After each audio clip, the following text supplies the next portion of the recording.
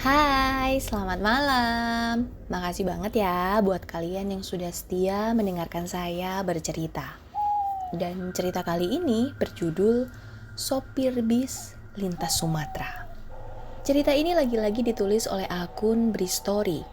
Gak tahu kenapa, cerita tentang hantu-hantu di Bristory itu pas banget. Enggak berlebihan dan cenderung realistis. By the way, cerita lain tentang pengalaman seram yang dialami oleh supir travel saat melewati jalan lintas Sumatera juga sudah pernah saya upload loh. Buat kalian yang penasaran, boleh banget scroll sedikit ke bawah. Dan buat kalian yang penasaran dengan akun yang ceritanya menarik-menarik banget ini, silahkan klik link yang saya taruh di kolom deskripsi, oke? Jangan lupa, nama akunnya @bristory. Dan buat kalian yang lebih suka dengerin aja sambil tiduran atau melakukan aktivitas lain, boleh banget. Karena saya dengan senang hati bakal bacain ceritanya buat kalian. Selamat mendengarkan. Kali ini, saya akan bercerita tentang pengalaman dari seorang supir bis lintas Sumatera yang bernama Pak Paiman. Dan beliau adalah salah satu teman dekat Bapak sang penulis. Banyak pengalaman aneh dan menyeramkan yang pernah beliau rasakan selama menjalani profesinya itu. Salah satunya akan saya ceritakan sekarang.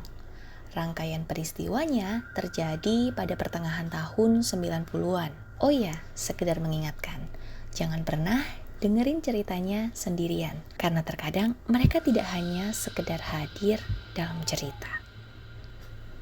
Bis ini aku pacu dengan kecepatan sedang. Saat mataku melirik ke kaca spion dalam, aku melihat hanya tinggal beberapa penumpang saja yang tersisa. Sementara Yanto kernetku masih dalam posisi yang sama dari beberapa saat lalu, berdiri diam di samping pintu keluar bagian depan. Lampu di dalam bis kami biarkan dalam keadaan mati. Memang biasanya juga seperti ini, karenanya keadaan menjadi agak gelap. Hanya kilatan cahaya dari luar yang membantu penerangan. Jalur lintas Sumatera ini menjadi jalur yang sudah kami arungi selama nyaris 5 tahun terakhir. Tapi walaupun begitu, aku tetap saja merasakan sedikit was-was setiap kali melintasi banyak bagiannya. Memang dalam perjalanannya, ada beberapa kota besar maupun kecil yang kami lewati. Walaupun banyak juga bagian hutan lebat belantara yang harus kami lewati. Bahkan mungkin, bagian hutan inilah yang menjadi porsi pemandangan yang lebih banyak. Tentu saja dengan kondisi jalan berkelok, menanjak dan menurun. Karena kadang kami seperti membelah lembah perbukitan. Ketika akan melewati sebuah jembatan, beberapa belas meter sebelumnya, aku akan membunyikan tombol klakson sebanyak 3 kali. Kenapa begitu? Karena sebagai supir bis malam, ini sudah menjadi suatu hal yang harus kami lakukan. Artinya, kami mengucap permisi. Permisi kepada siapa? Nah, konon, katanya setiap jembatan itu ada penunggunya. Kita sebagai tamu harus bersopan santun dengan si penunggu jembatan. Makanya kita perlu permisi. Caranya ya dengan membunyikan klakson itu. Nah, aku sih percaya-percaya saja. Intinya, aku tidak mau kalau sampai nantinya akan terjadi apa-apa kalau aku tidak membunyikan klakson. Dan lama-kelamaan, akhirnya menekan tombol klakson menjadi suatu kebiasaan. Karena beberapa kali, aku dan Yanto melihat dan mengalami kejadian ketika sedang melintasi salah satu jembatan besar di perjalanan. Kejadiannya di suatu malam di pertengahan tahun 96. Seperti biasa, aku dan Yanto sedang mengantar beberapa penumpang ke kota Medan. Dan seperti biasanya juga, di Jambi tadi kami beristirahat cukup lama. Kala itu, aku memarkirkan bis di restoran yang sudah menjadi langganan, memberikan kesempatan bagi penumpang untuk sekedar meluruskan badan, beristirahat, dan makan malam tentunya. Dan ini juga jadi kesempatan buat aku dan Yanto untuk beristirahat, melepas penat dari perjalanan panjang sebelumnya. Singkatnya, sekitar jam 9 malam kami melanjutkan perjalanan. Kali ini, penumpang tergolong sedikit. Kursi hanya terisi kira-kira setengah dari seluruh kursi yang ada. Tapi walaupun begitu, kami harus tetap berangkat mengantarkan penumpang sampai ke kota Medan. Ngantuk kamu toh? Tanyaku kepada Yanto yang berdiri di samping pintu depan. Enggak bang, tadi kan udah ngopi. Abang ngantuk gak? Mau gantian bang? Begitu jawabnya diakhiri dengan pertanyaan. Aman toh, bisa lihat Monas ini mata. Jawabku sambil terbahak. Kala itu, beberapa menit lagi menuju jam 12 tengah malam. Setelah beberapa jam yang lalu, kami meninggalkan kota Jambi untuk menuju kota Medan.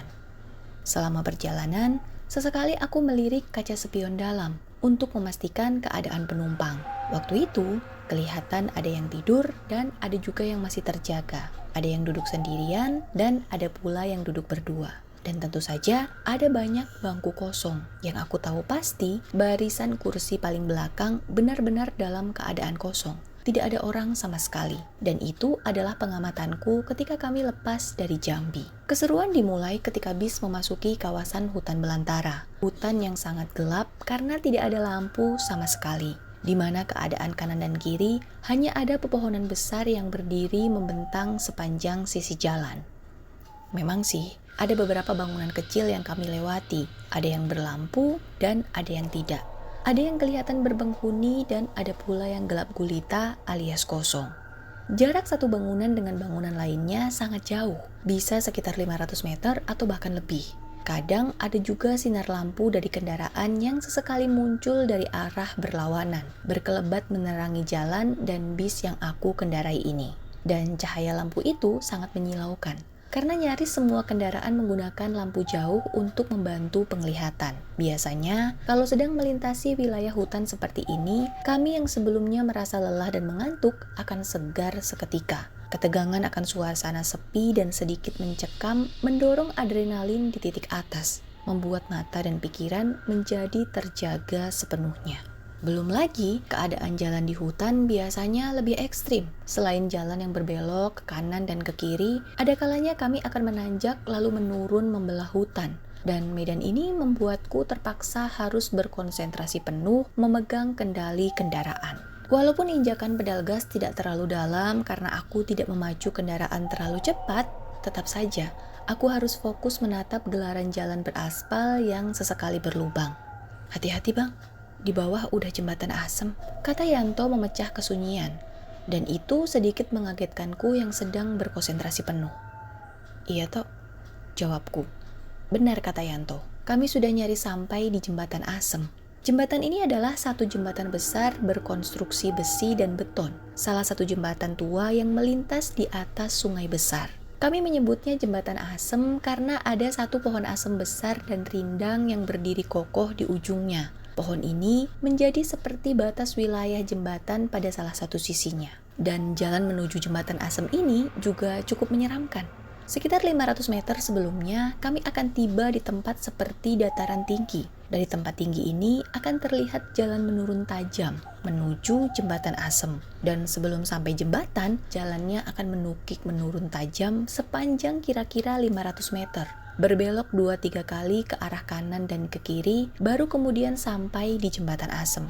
Jadi jembatan ini letaknya di bagian bawah satu lembah yang dalam. Dan setelahnya, jalanan akan menanjak tajam lagi. Selain medannya yang ekstrim, banyak cerita seram yang beredar di sini. Ada pula cerita sedih tentang banyaknya kecelakaan yang pernah terjadi. Banyak kendaraan yang gagal melewati jembatan dengan selamat. Ada yang masuk ke dalam sungai dan ada pula yang menabrak tebing. Beberapa di antaranya, kecelakaan itu katanya disebabkan rem kendaraan yang tidak bekerja dengan semestinya. Lalu, banyak juga kecelakaan yang tidak memiliki sebab yang jelas. Begitulah sekilas tentang jembatan asem yang akan aku lewati. Dalam keremangan cahaya, aku berkonsentrasi penuh untuk menuruni jalan menurun yang menukik tajam. Di kanan dan kiri, banyak pohon besar dan rindang. Dan pohon-pohon ini berdiri kokoh menakutkan, menambah seram suasana jalan itu. Tanpa menyentuh pedal gas, aku mengendalikan kecepatan bis hanya dengan menahan pedal rem, membiarkan roda-rodanya berputar mengikuti gravitasi yang terus menarik ke bawah. Aku memutar kemudi ke kanan dan ke kiri, mengikuti kelokan jalan. Akhirnya, jembatan asem sudah kelihatan. Hanya tinggal beberapa belas meter di hadapan. Dan kami sudah dapat melihat fisiknya karena tersiram cahaya lampu dari bis. Bis besar yang kami tumpangi. Atau kendaraan satu-satunya yang sedang melintasi lembah menakutkan ini. Hati-hati bang, ucap Yanto pelan. Wajahnya kelihatan tegang memperhatikan jalan, berdiri menatap kaca depan. Aku hanya diam, karena sedang fokus memperhatikan jalan. Dan jujur, malam ini aku merasa sedikit aneh. Padahal ini bukan pertama kalinya aku melewati wilayah ini. Bahkan bisa dibilang cukup sering malah. Tapi entah kenapa perasaanku kali ini tidak enak. Malam ini hawanya beda dari biasanya. Entahlah, aku juga bingung mendeskripsikannya. Pokoknya beda aja. Ketika bis semakin mendekati jembatan, jalan menjadi datar kembali. Pedal rem kuangkat, dan kaki berpindah menekan pedal gas untuk menambah kecepatan. Satu pohon asem besar berdiri kokoh di sebelah kanan, berdiri tegak di dalam gelap. Pertanda kalau beberapa meter lagi bis akan melintas di atas jembatan. Jembatan tua yang berbahan besi. Ketika jalan mulai datar inilah, ada kejadian aneh. Kejadian yang hanya sekelebat atau beberapa detik. Persis di beberapa meter sebelum bis menginjak jembatan, aku melihat ada 2 orang yang sedang berdiri di pinggir jalan sebelah kiri. Dan mereka ini berdiri dalam gelap, karena memang tidak ada satupun lampu jalan atau penerangan lain. Cahaya satu-satunya ya hanya bersumber dari lampu bis ini. Waktu itu, aku yakin itu orang. Satu laki-laki dan satu perempuan. Posisi mereka berdiri berdampingan, berdiri diam menghadap ke seberang. Kamu lihat toh? Tanyaku kepada Yanto untuk memastikan. Lihat bang, 2 orang kan? Ngapain mereka ini tengah malam gini di tempat itu ya? Jawab Yanto. Lega aku mendengarnya. Berarti bukan hanya aku yang melihat mereka. Tapi beberapa detik setelah percakapan singkat itu, ada sesuatu yang terjadi. Entah apa penyebabnya, mesin bis tiba-tiba mati. Sontak, aku langsung menginjak rem mengendalikan bis untuk menepi. Syukurlah aku dapat menepikan kendaraan dengan mulus, karena memang tidak terlalu cepat juga lajunya. Ada apa bang? Tanya Yanto penasaran. Gak tahu nih, gak ada hujan, gak ada angin, kok tiba-tiba mesin mati? Jawabku ketika bis sudah benar-benar berhenti. Berhenti tepat di tengah jembatan besar ini, di tengah malam dan juga sepi. Aku yang sedang heran dengan mesin yang tiba-tiba mati ini sedikit aneh ketika melihat keadaan penumpang. Karena ternyata seluruh penumpang masih dalam keadaan tidur. Mereka sama sekali tidak ada yang terbangun karena kejadian ini. Pokoknya semuanya tidur. Padahal biasanya para penumpang akan menyadari jika mesin bis mati dan terbangun. Baguslah, pikirku dalam hati. Jadi kami bisa fokus mencari tahu penyebab mesin mati dan mencoba memperbaikinya dengan tenang tanpa gangguan. Aku cek mesin ya bang, kata Yanto dengan sigap. Dia langsung membuka pintu dan turun dari bis. Sementara aku yang masih penasaran, lantas mencoba memutar kunci sekali lagi. Tapi tetap saja, belum membuahkan hasil, karena mesin tidak juga mau menyala. Aku pun lantas melirik kaca spion luar sebelah kiri dan kanan, berniat untuk melihat keadaan Yanto di luar, mencari tahu apa yang sedang dia lakukan. Namun karena keadaan yang terlalu gelap, aku tidak bisa melihat apa-apa termasuk Yanto. Ya sudah, aku pun lalu memutuskan untuk keluar mobil juga. Namun sebelum membuka pintu, beberapa detik aku sempatkan menengok ke belakang, karena sekali lagi ingin memeriksa keadaan penumpang. Tapi ya sama aja, belum ada yang berubah. Penumpang yang jumlahnya tidak banyak itu tetap dalam posisinya, yaitu tertidur lelap. Begitu pintu dibuka, udara dingin langsung menusuk tulang. Anginnya bergerak menerpa wajah dan tubuhku ketika kaki sudah menginjak kasar jalan aspal. Perlahan, aku menutup pintu, menghindari suara gaduh yang bisa saja membangunkan para penumpang. Di tengah malam ini, sama sekali tidak ada kendaraan lain yang melintasi wilayah ini selain kami. Saking sepinya, langkah kakiku yang sedang berjalan menuju belakang bis menjadi satu-satunya suara yang terdengar. Setelah melangkah beberapa saat, akhirnya aku sampai di belakang bis, tempat di mana mesin mobil berada. Dan aku melihat kalau pintu mesin masih dalam keadaan terbuka. Tapi tidak ada Yanto. Kemana sih Yanto? Batinku, sambil melihat ke kanan dan ke kiri mencari keberadaannya. Tidak lama, terlihat ada kilatan lampu senter di beberapa puluh meter di belakang bis. Dan aku yakin banget kalau yang memegang lampu senter itu adalah Yanto. Karena memang tidak ada siapa-siapa lagi. Selain itu, walaupun dalam posisi membelakangi, aku bisa mengenali dari postur dan cara berjalannya. Tok, mau kemana kamu? Panggilku setengah berteriak, karena jarak kami memang cukup jauh, sekitar 30 meteran. Dan si Yanto sepertinya sudah hampir sampai di ujung jembatan. Jadi, dia sudah sangat dekat dengan 2 orang yang sedang berdiri di pinggir jalan. Saat itu, dibantu kilatan lampu senter dari Yanto dan serpihan cahaya langit, sekilas aku dapat melihat mereka lagi. Iya, dua orang yang kami lihat tadi sesaat sebelum melintas jembatan, aku bisa melihat mereka. Dan ternyata mereka masih berdiri di tempatnya. Berdiri diam tapi tidak lagi menghadap ke seberang jalan. Kali ini mereka menghadap Yanto atau menghadap ke arah kami. Mendengar teriakanku, Yanto menghentikan langkah. "Jemput penumpang, Bang!" Begitu jawabnya setengah berteriak juga. Saat itulah tiba-tiba perasaanku menjadi tidak enak. Logika aja, ini tuh di tengah hutan. Gak ada rumah apalagi perkampungan. Posisinya juga tengah malam. Kok bisa ada orang berdiri di pinggir jalan? Wah, memikirkan itu perasaanku semakin tidak enak. Bergegas aku berlari kecil mendekati ke tempat Yanto berada. "Sudah Tok, gak usah dekati mereka. Ayo kembali ke bis aja. Kita coba perbaiki mesinnya," ucapku ketika sudah berada di hadapan Yanto. "Iya Bang," jawab Yanto. Sepertinya dia mengerti gelagatku. Lalu kami pun berjalan menuju bis. Sesampainya di belakang bis, Yanto mulai coba memeriksa mesin, mencari tahu penyebab kenapa tiba-tiba mogok. Sementara aku memegang lampu senter, mengarahkan cahayanya kemana Yanto mau. Dan kami melakukan itu sekitar 10 menit. Kayaknya nggak ada yang rusak Bang, semuanya bagus. Kenapa ya? Begitu kata Yanto dengan mimik kebingungan. "Aku coba nyalain sekali lagi ya, siapa tahu udah bisa," jawabku. Dan Yanto mengangguk setuju. Tapi sebelum melangkahkan kaki ke depan, rasa penasaran memaksaku untuk mengarahkan lampu senter ke tempat di mana dua orang misterius tadi berada. Dua orang yang tadinya akan dijemput oleh Yanto. Dua orang yang berdiri di ujung jembatan. Sambil memicingkan mata, aku mencoba memperjelas penglihatanku, menembus gelapnya malam. Dan saat itu kami menyadari kalau ternyata mereka sudah tidak ada lagi di tempatnya. Hilang. Refleks, aku dan Yanto saling berpandangan. Tanpa bicara, kami tahu apa yang ada di benak masing-masing. "Kamu tunggu sini, aku ke depan menyalakan mesin. Kalau mesin menyala, kamu langsung ke depan," ucapku. Dan sekali lagi, Yanto mengangguk pelan. Setelah duduk di atas kursi pengemudi, aku langsung memutar anak kunci. Dan hidup. Mesin mobil hidup tanpa kendala. Menyala normal seperti sedia kala. Wah, rasanya senang dan lega hati ini. Tidak lama kemudian, Yanto masuk kembali ke dalam bis. Segeralah aku menginjak pedal gas menjalankan kendaraan, melintasi jembatan, melewati dan meninggalkannya tanpa halangan. Setelah jembatan, jalanan kembali menanjak agak tinggi, menikung cukup tajam ke arah kanan dan kiri. Dan saat itu, suasana masih gelap. Aku dan Yanto masih diam tanpa kata. Kami memiliki kecemasan yang sama selama masih berada di tempat yang sunyi dan menyeramkan ini.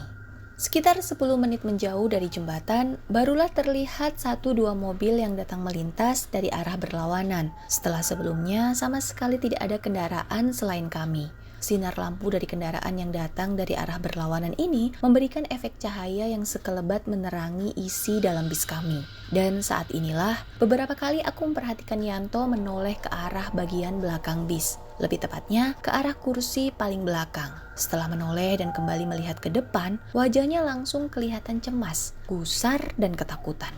"Ada apa toh?" tanyaku penasaran. "Ada penumpang baru di belakang Bang," jawab Yanto setengah berbisik. "Penumpang baru? Kapan naiknya?" gumamku. Lantas, aku coba melihat ke belakang melalui spion dalam. Tapi karena gelap, aku sama sekali tidak bisa melihat apa-apa. "Coba nyalain lampu belakang, Tok," pintaku. Karena jujur, aku penasaran banget. "Yakin, Bang?" tanya Yanto dengan suara yang masih setengah berbisik. "Iya," jawabku. Perlahan, tangan kanan Yanto menuju tombol lampu kabin bagian belakang, coba memberikan penerangan agar aku dapat melihat situasi. Hingga akhirnya, lampu pun menyala, walaupun redup. Sambil terus fokus mengendalikan bis dan tetap melihat ke depan, beberapa detik aku melirik ke arah spion dalam, coba melihat ke kursi belakang. Lalu, aku pun menahan nafas karena kaget.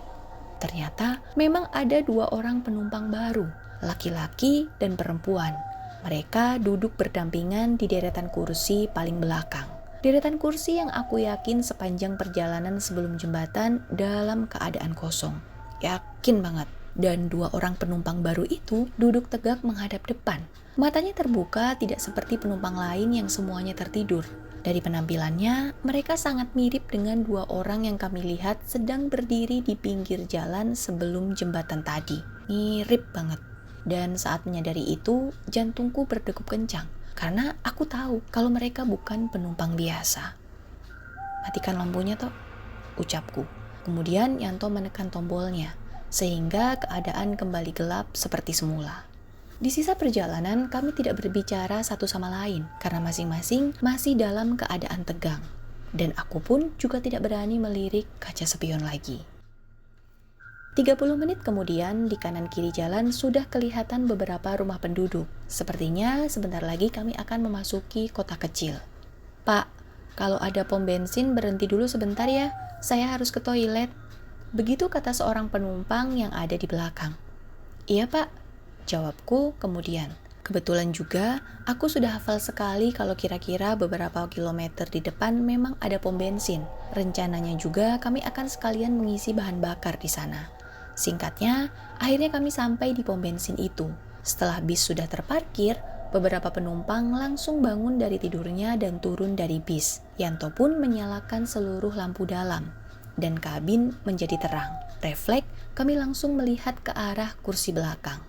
Dan ternyata penumpang baru itu sudah tidak ada lagi di tempatnya. Mereka menghilang. Dan begitulah satu peristiwa seram yang dialami oleh Pak Paiman di jalan lintas Sumatera. Sekian juga cerita kali ini. Semoga bisa mencukupi asupan horor kalian malam ini. Jika kalian suka, silahkan klik tombol like. Dan jika kalian berkenan, aku beneran seneng banget kalau kalian support saya dengan cara klik tombol subscribe channel ini. Sugeng Dalu!